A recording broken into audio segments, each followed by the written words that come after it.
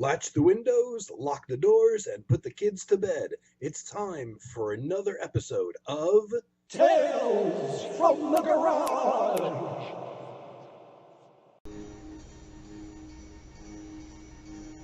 Hey folks, I'm back again. A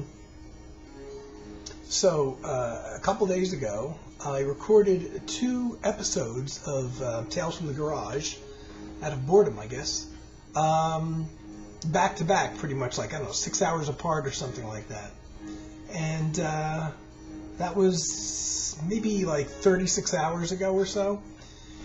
So last night, which was probably another 6 to 8 hours after the previous episode, I came in here and did another one, which you are not going to see. And when I was done recording it, I selected 4 albums on that one, actually. And when I played back the video, the audio was fine, but the video kept freezing, so you got a shot of me every like 5 seconds or so. I hope that was just a little glitch, and it's not a sign that this old Windows 7 computer is dying, because I don't know if you remember, but the computer in my bedroom, the webcam no longer records. And it's not a fault of the webcam. I don't think it's a fault of the webcam software. Well, as much as it's stopped being able to record, even though visually it works and I could take still frame pictures. It stopped being able to record right after a Windows 10 update. So I guess the Logitech company isn't supporting this older webcam anymore or something, you know, due to the Windows 10 updates or whatever, but it's been a number of months now. So I don't know what I'm going to do when the cold weather sets in and it's too cold for me to be out here. So anyway, I guess with the fact that my last video didn't come out was, you know, the universe saying to me, Tails schmales, enough of this stuff already. So I didn't try to go back and re-record. All 4 records that I selected, I just kind of put back at random in the back in the vinyl pile. Some good ones came out of there. So I'm just going to start again, and hope if you haven't yet, you will subscribe to my other channel, G Lee, which I will leave a link for, which is in the future going to be where all my personal videos go. And I'm up to, I think, is it 21 or 23 subscribers out of the 1,000 plus that I need. But, you know, whatever. So here I go. I'm going to select some random vinyl once again, because I'm too damn lazy to talk about the stuff I've been listening to. Okay.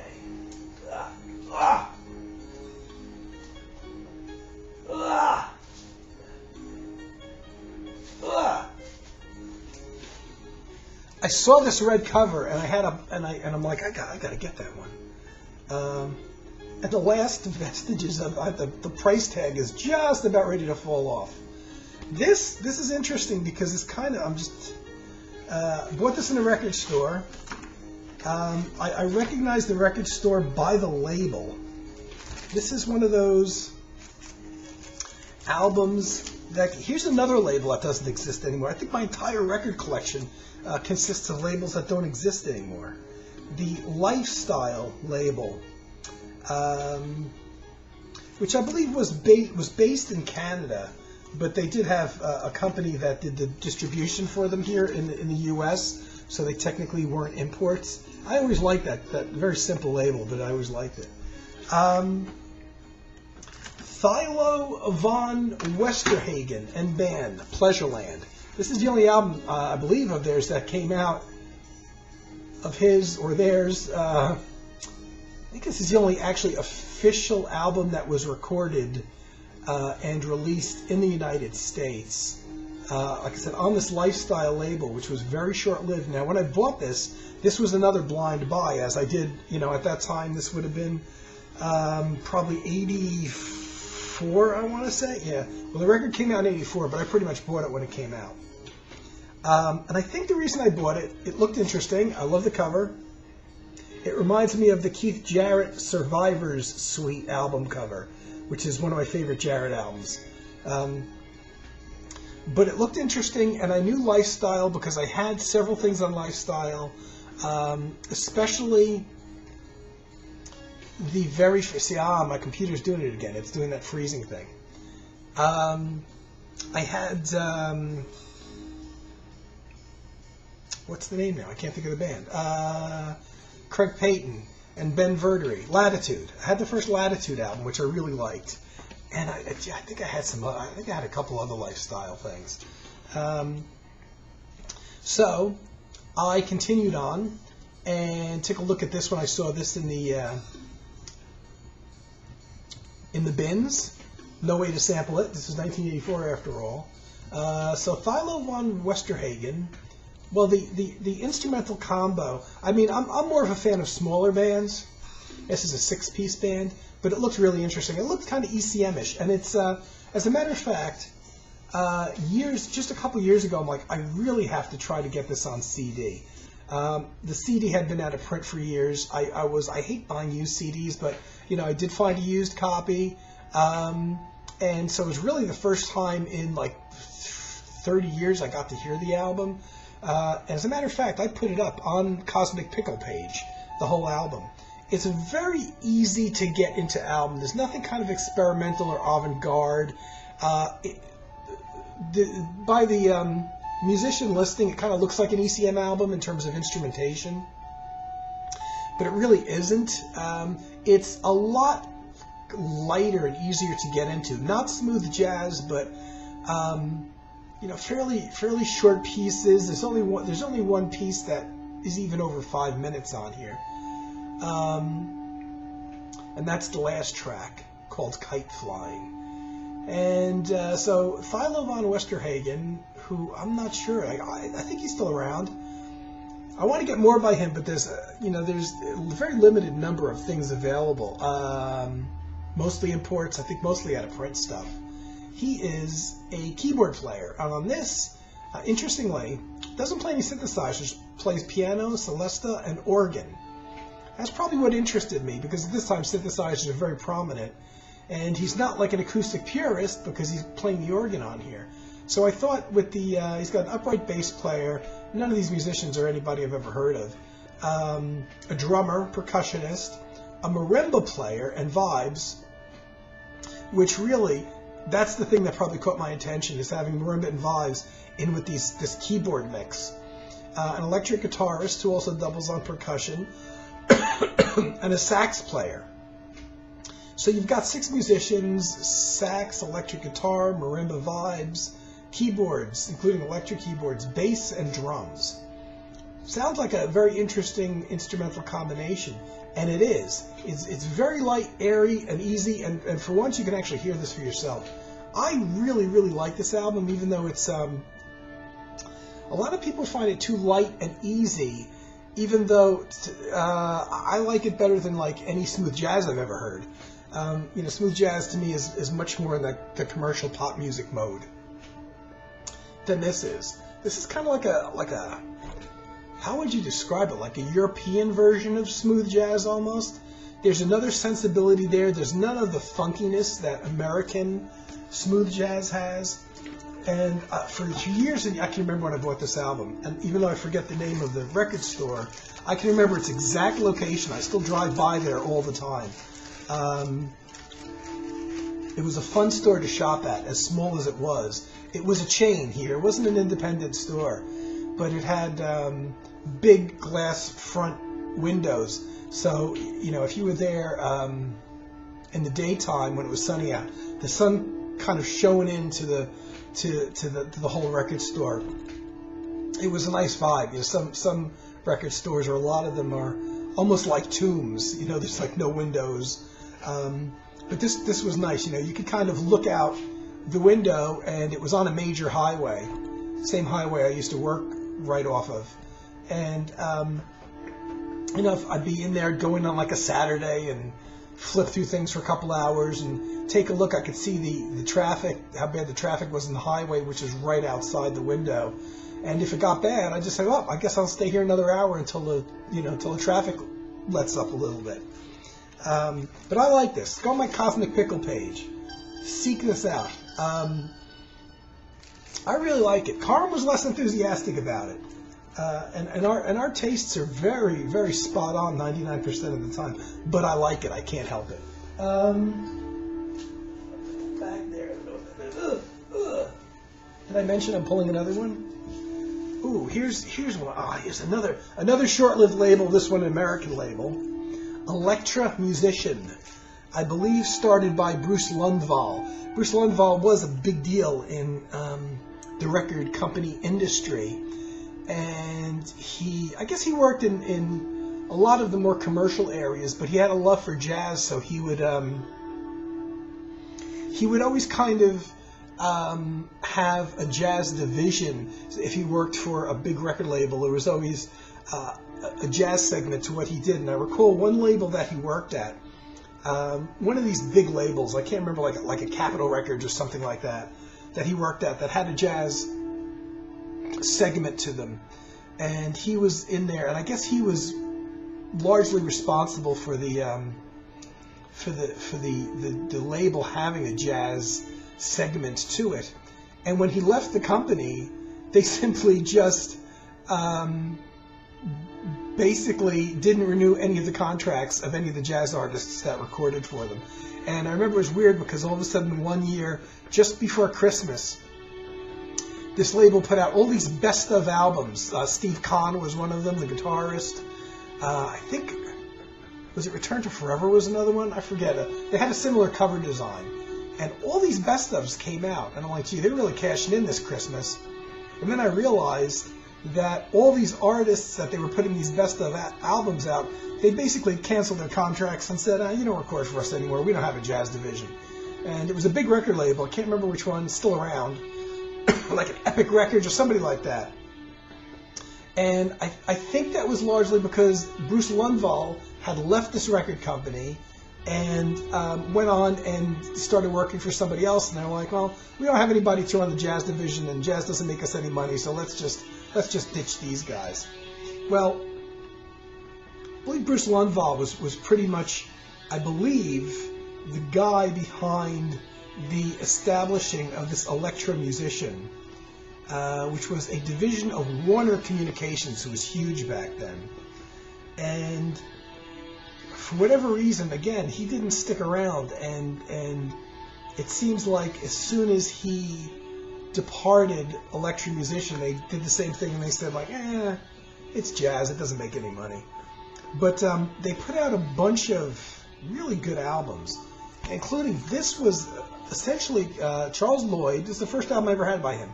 Charles Lloyd Quartet, an album called Montreux 82, which was recorded live in Montreux. And this was a bit of a comeback because Charles Lloyd had semi-retired from making albums. He was always making music, but apparently sometime in the 70s, he kind of started, he stopped recording for like major jazz labels. And even though he did some music, it was like private releases, and I think like music for meditation, if I'm not mistaken, that kind of thing, but not out and out like jazz releases. And he tells the story now. Michel Petrucciani plays piano on this, and he tells the story of how he met Michel, and it was Michel that was really responsible for him kind of coming back into the limelight and wanting to be on a major label and record kind of jazz music again, and music more out there for the public. Now, Michel has since passed away, I'm sure.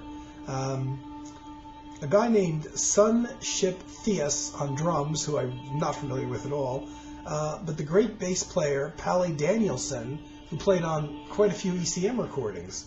Great bass player. I always forget about him when I'm thinking of great bass players. Palle Danielson should definitely be in there, and he's one of those guys I tend to forget about. So sound-wise, it's Charles Lloyd on flute and tenor sax, recorded live in '82. Michel Petrucciani on acoustic piano, Palle Danielson on upright bass, Sunship Theus on drums. So it's piano, sax, bass, and drums, but a really, really good album, and very well recorded for a live album. Now, because of the vinyl limitations, and this didn't come out on CD, initially at least, it was not quite the CD age when this came out, and missing by a couple of years.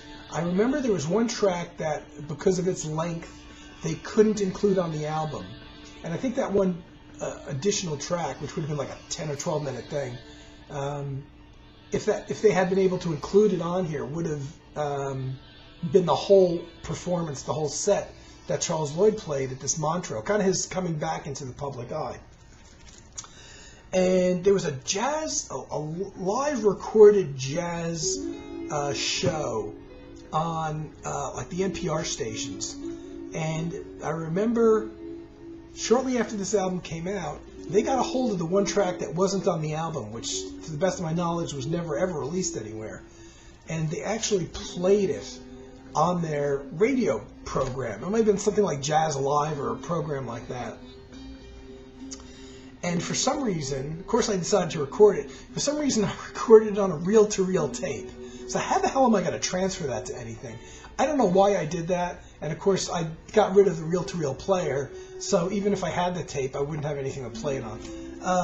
I have a different reel-to-reel player back there, but that's an 8-track reel-to-reel player, where the one that I had that I got rid of for lack of space was considered a 4-track. So now I know the reel-to-reel in terms of quality, in terms of the days back in the LP, vinyl, 8-track, and cassette days, reel-to-reel was actually the best sounding medium. If you recorded something on reel-to-reel, it actually sounded much better than any of those other 4 formats, which I think was my thinking behind taking this one incredibly rare track and recording it on reel-to-reel, and then not thinking about, I guess I was thinking, well, I could transfer it to cassette or something, but I never did. And then, of course, the tape got lost. So this has been out of print for a lot of years. This would be a prime, like I said, I don't know if this ever came out on CD. This would be a prime one to be re-released on CD with that extra, with that one track that was left off for time considerations. An Electro Musician did a kind of nice packing job, a little bit aping the ECM thing where they showed just on the actual sleeve that the record's in some of their new releases. I want to say they were only around for a couple of years, and I'm looking at these, and it's amazing the number of ones that I have. There's an Eric Gale album which I have, a Steps Ahead album, which was the first album under the name Steps Ahead, which I have. Bill Evans' Paris concert, which I have one of the volumes of. Chick Corea, again and again. That's one of Chick's albums I actually like.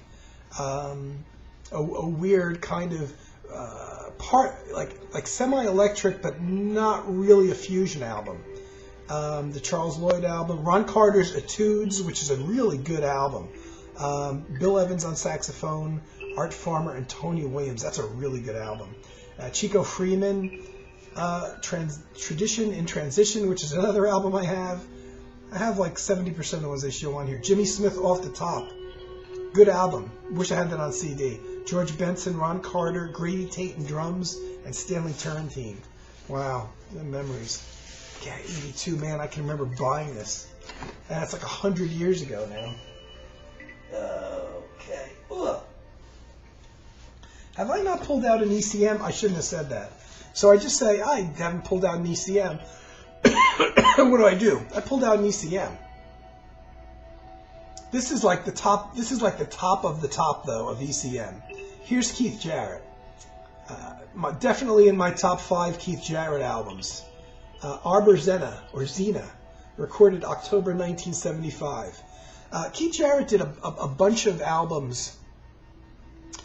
He's done a lot of solo keyboard albums or solo albums of him just playing various instruments. He's got his groups and quartets and etc. that people are very familiar with. And then he's got his lesser-known compositional orchestral albums, often written for like string orchestras and things like that. And sometimes he plays on those. Sometimes he doesn't even play on those. They're just like classical pieces written for him. One was an album for string section and Jan Garbarek saxophone, but Keith Jarrett himself didn't play on it. For a lot of people, this is the one most listenable, and I gotta I got to admit, it certainly it goes down the easiest. It's easy to follow. This is one of his more compositional albums, but he does play piano throughout the album. So he's got the piano and a string orchestra with him. But there's not really long sections of the string orchestra there where the piano's not. And in addition to him and the string orchestra, he's got Charlie Haden on bass and Jan Garbarek on saxophones. So it's this little kind of this trio of piano, saxophone, and bass with a string orchestra. But I gotta say, this is, I don't know if you want to call it accessible, because it's not avant-garde. A lot of his classical things can get kind of avant-garde. This is pretty. This is downright pretty. Though how accessible it is when you've got a piece that's almost 28 minutes long taking up side 2. And side 1 is a 15-minute piece and like a 10-minute piece. So there's only 3 pieces, but this is a gem. This is one of those that you put it on, and even though it's 50 some odd minutes, it really goes by fast. And the music is like the cover, but is that news for an ECM album? I guess not. But doesn't that look like John Abercrombie's Timeless now that I think about it? So recorded in October '75. This would have come out in '76. It would have taken me several years to pick it up. I probably didn't even get this till '79, '80 or so. Absolute class. Actually, considering the price, $7.99 at Discomat. This is probably among the last purchases that I would have made before the CD era kicked in, because I certainly went out and bought this on CD, no doubt about it. It's quiet. There's no percussion.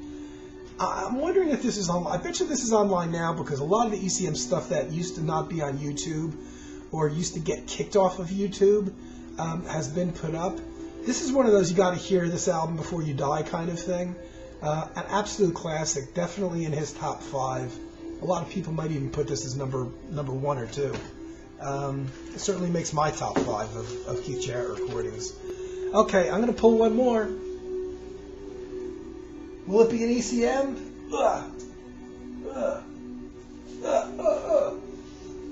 Yes, it's an ECM. Another good one, Jan Garbarek Adventure with an E. Another one, I really highly rate this album. And because the cover's so dark, it's impossible for me to read. Let me see. So it's got a dark gray cover with black lettering. Recorded,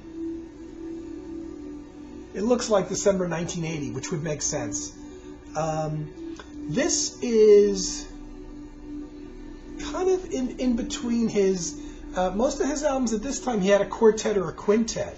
A pretty standard 4-piece band with drums, keyboards or guitar or both, bass, that kind of thing. And this was a bit of a diversion, and an interesting diversion. And I sometimes I tend to forget about this one, but I definitely put this in amongst his best too. An unusual, really unusual trio. You got Jan Garbarek on saxophones. He's still playing a little bit of flute here. I think he stopped playing the flutes around 82 or 83. So this came out in, like I said, I think what I'm reading here is December 1980. Sounds like it was recorded in, which would have come out in 81, and I would have bought it pretty much when I first saw it. It's got the great Nana Vasconcelos, the late great, actually, Nana Vasconcelos, doing all kinds of percussion. And just percussion, there's no drummer on here. It's just a trio of Jan Garbarek on saxophones, Nana Vasconcelos doing some voice things that he always did, and his various types of hand percussion, and the late great John Abercrombie on guitars. So no bass player, and because of the unusual lineup, Abercrombie fills a weird gap.